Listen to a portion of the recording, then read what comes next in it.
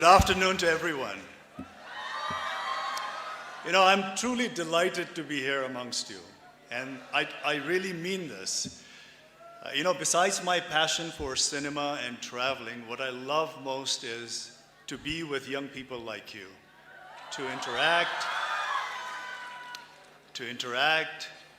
to understand, because I truly believe that the youth are the pulse of today, the present. You are the vibrant force of today. What you think, what you aspire, what you dream, the way you conduct yourself, the way you carry yourself, will not only determine the society of tomorrow or the country of tomorrow, or for that matter, the world of tomorrow, but you also play a very vital role in the present. That is my firm belief. What you do, what you think, what kind of taste you have, what kind of outlook you have, what kind of mannerism you have, makes the dynamism of today, of the present as well. That kind of power you guys have. What you choose will make a lot of difference. What you choose to eat, what you choose to drink, what you choose to wear, what kind of entertainment you choose to have, what are the kind of things that you like or dislike, determines the dynamism not only in the society but also in the marketplace. If youth of today, if you decide, someone who is about 15 to 16 to up to 30, if they decide not to drink certain types of soft drinks, the market of that soft drink will plummet. If you decide that you are not entertained by certain types of entertainment, if you feel going to the movie theaters and watching movies does not give you entertainment, the movie business will go down. If you choose to dislike certain types of clothes, certain types of mannerism, the same thing will happen to that as well. That is the kind of power that you guys have. But I am not sure whether the youth of today are aware of that power or whether they are utilizing their power on their own. Because I believe, in today's age, in the information age, in the cyber age, other sources are making decisions for you. Other factors are directing you to do what you're supposed to do.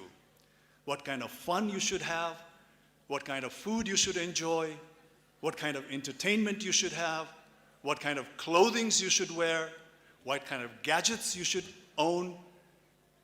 That is the thing that you should be deciding. But what happens is in this information age, in the digital age, and the cyber age, other sources are deciding for you. So more or less, that power has been snatched away from you. Probably because the youth of today is not aware of that power. Now what happens is when someone else is directing you of all these things, the society becomes a one big herd. There's a danger of creating a herd, a sheep-like community where everybody thinks alike, where everybody wants to wear the same thing, where everybody wants to have something that the other person has, and they do not make their own individual decision. They are giving away their individual power, and that is what you guys should be reclaiming now. It's all right to be similar, but it is much more better to be different, to have your own individual opinion, to have your own individual taste, to have your own individual creativity, and to be directed by that and to be motivated by that gives you a true personality, gives you a true identity. So this is what I really want to tell the youth of today is reclaim that power that you guys have, your individuality, your personality, the thing that you're capable of your own. Because now I see you here, gathered. I can either look at you as a bunch of students, or I can look at you as individuals. If I look at you as a bunch of students, I will just see similar things, similarities, same age, same reaction, same kind of thought process. But if I look at you individually, each of you have something to offer. Each of you have certain types of skills and talents that you can bring into the table. And you should be recognizing that, and you should be utilizing that. Because I'm not saying that all of you are equal, but what I'm saying is each one of you are different. And cash on that. Utilize that. Don't compare yourself to others. Don't go by what the trend is saying. Don't go by with all the information that you have been bombarded with that is the right way to do things or think things. Don't go by that. Be your own creation. Utilize your creativity. Because each of you are an individual. Each of you have different types of skills, different types of talents, different types of capability. All you have to do is recognize that, to pinpoint that. You know? Some of you might be good in the future, some of you might be a great CEO. Some of you might be a great chef. It doesn't matter. As long as you are utilizing your skill, as long as you're utilizing your capability. Because, you know, in long run, when you go into life tomorrow, you at this stage, probably all of you have certain goals, you know, the goals that you want to achieve.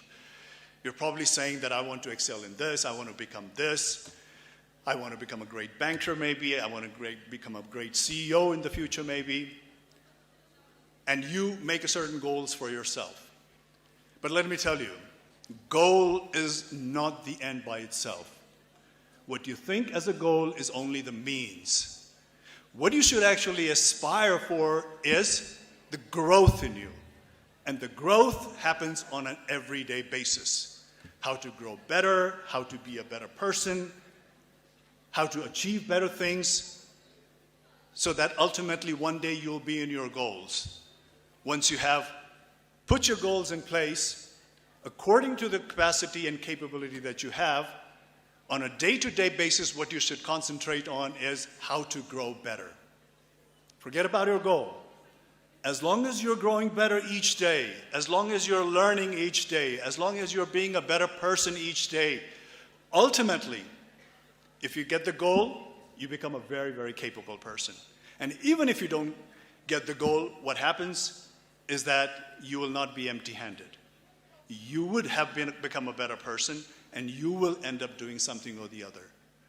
So the idea is the growth. Because in life, science says that whatever comes in life ultimately degenerates, ultimately dies away, ultimately fades away.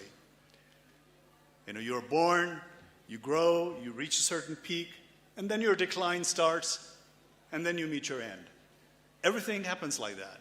In the nature, in the living beings, you're born, you blossom, and then you die. But the only thing that remains with you throughout your life, which you can grow it constantly, is your knowledge, your spirit. That you can make it grow all your life. Even if your body gives up, even if you're weak and feeble in your old age, as long as you are constantly growing in your mind and in your spirit, you are becoming fruitful. So that is the only thing that keeps on growing for the entire life of yours, unless if you are attacked by some terrible disease of the mind. As long as that is not happening, that is the only thing that grows constantly. Otherwise, everything else degenerates. Today, you are young people. You have not peaked yet. At certain age, you will be peaking. And then once you peak, you'll reach your saturation points, and then the downhill starts, and then the course of the nature takes place. But that doesn't mean that spiritually and mentally that you will not be growing. As long as your mind is functioning, you'll be growing all your life. So that is what you should be concentrating and focusing on, to grow yourself mentally. There is a story of this great writer. And this writer says, at one stage of his life, a disease, a fatal, very dangerous disease hits him. And his body becomes very, very weak, and he degenerates. So his whole body is not functioning, but his mind is still functioning. And even at that stage, because his mind is functioning, he's willing to grow all the time. He's willing to lift up his spirit all the time. And then what he wrote at that stage was, he says, "My hands are weak," because he's a sick person.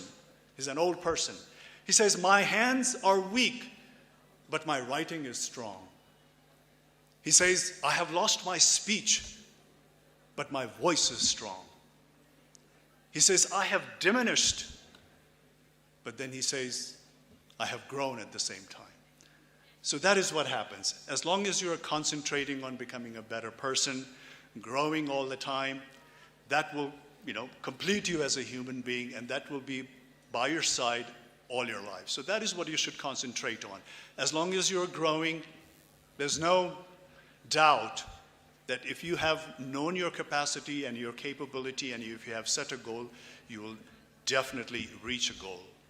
And once you have reached a goal, once you've become whatever you wanted to become, whether you wanted to become a CEO, a doctor, an engineer, a lawyer, or for that matter, an actor, in long run, what happens is, in the society, what is most important is, it's not what you do. What you do is not important.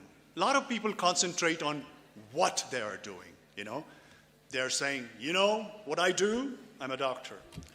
What I do? I'm a businessman. What I do? I'm a politician. Most of the people concentrate on what I do.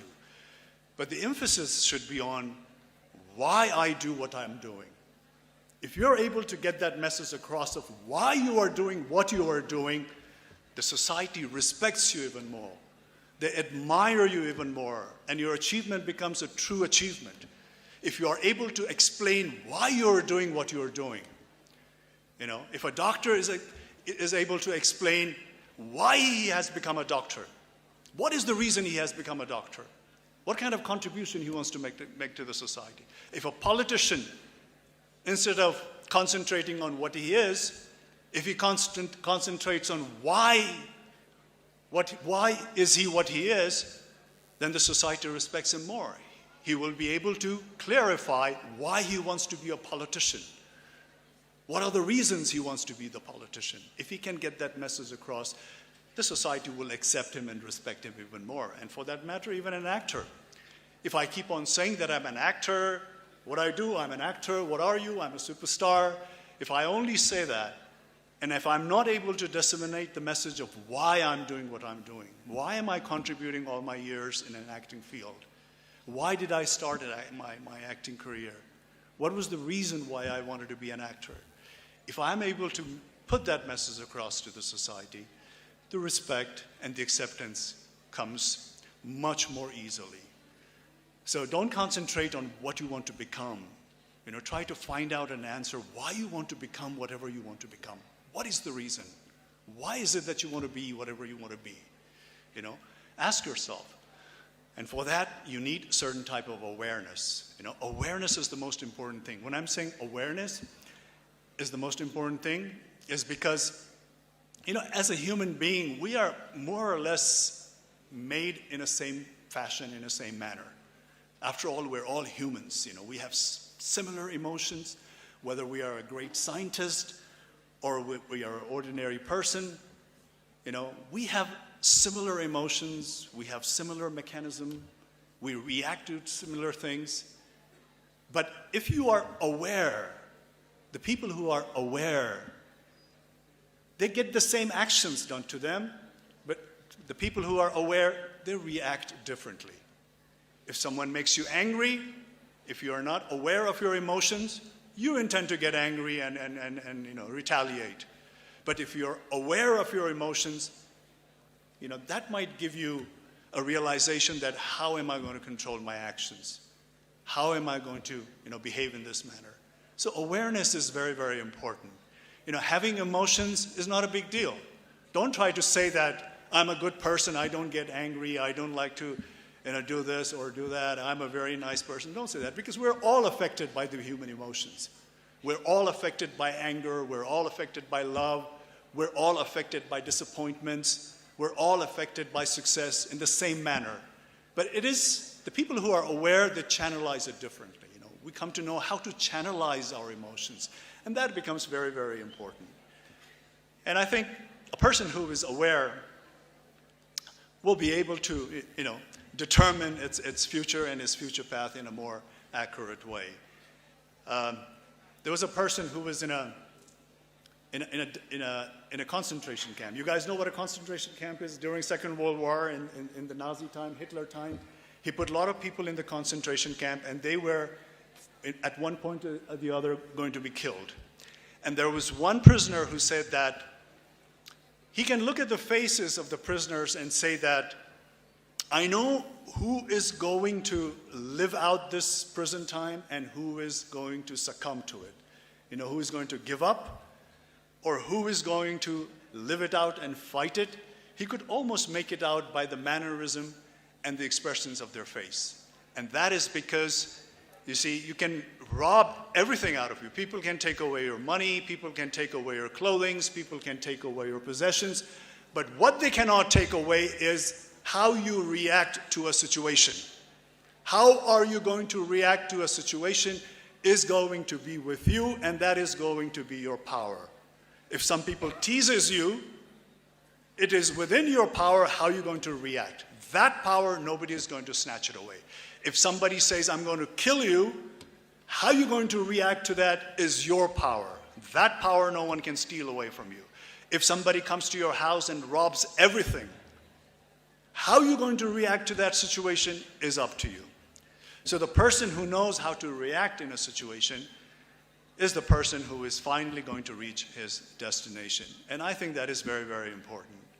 But at the same time, I'm not going to say that by doing everything correctly, by having your goals, by being aware, by being a determined person, by recognizing one's power and responsibility, life is going to be easy. I'm not going to say that.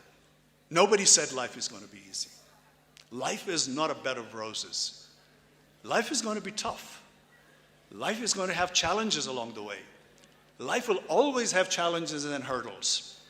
And they will be there at every interval. Don't think that just because you have gone through one challenge that you have succeeded in life. Just because you have reached a successful point at one phase of your life, don't think that your entire life is successful. Until you live, you will have to achieve a lot of success. You'll have to face a lot of challenges. You'll have to face a lot of hurdles. And as long as you are willing to face that, as long as you make yourself capable of facing that, that will determine whether you are going to be the winner or you're going to be the loser. There was a president in America called Roosevelt. I don't remember the exact word. I'm going to paraphrase. What he said was, that I really liked the saying that he said. I don't remember by word to word, but more or less I'm paraphrasing this. What he said was, when a strong man stumbles and falls, when a determined person stumbles and falls, it is not the man who stand in the periphery, point fingers at him, laugh at him, criticize him, trying to pull him down. They don't count. Those voices, those people don't count. Who really counts is the person who is there in the field, there in the arena, giving his best, trying his hardest, putting all that he has with sweat, blood, and tears and trying to achieve something, with his body smeared with tears and muds and whatnot, trying to make something out of his life, trying to get to the goal that he is wanting to get. That is the person who counts. Because in life, whenever you're trying to achieve something, whenever you're trying to make your dream come successful, there will be a lot of people who will probably try to pull you down, will be watching at every mistake that you make, and every time you make a mistake, they'll probably point fingers at you, laugh at you, criticize you. But as long as you stand up, as long as you are aware and you react in a different manner, you will be able to reach to your successful point. And that matters. So as long as you are striving, as long as you are working hard, as long as you are putting your best, even if you don't achieve success, at least you will know, you will get this satisfaction that you have given your best. You tried your hardest. So what if I didn't get it? At least I tried my hardest. I've learned my lesson. I'm not empty-handed. I gained something. But if you get success out of that after trying hard, struggling hard, striving for things harder, if you achieve success, then that will be the ultimate success. And that will definitely make you happy and other people happy. Because in life, no matter what happens, winning is important. To win is important. but not winning by hook or by crook. Not winning by any means, but by winning in an honest way. Winning by helping other people, being compassionate to other people. When you are getting to the winning position, helping other people along the way as well. And despite that, if you actually become a winner tomorrow, everybody will appreciate that. Everybody will consider you as a true winner because you have gone there by your honest means, by helping other people, by being compassionate to other people, and not by hook or by crook. So I ask you all to be a winner in life, be a winner in a very honest way, in a compassionate way, protect your individuality, and have a wonderful life. Thank you very much. Thank you, everyone.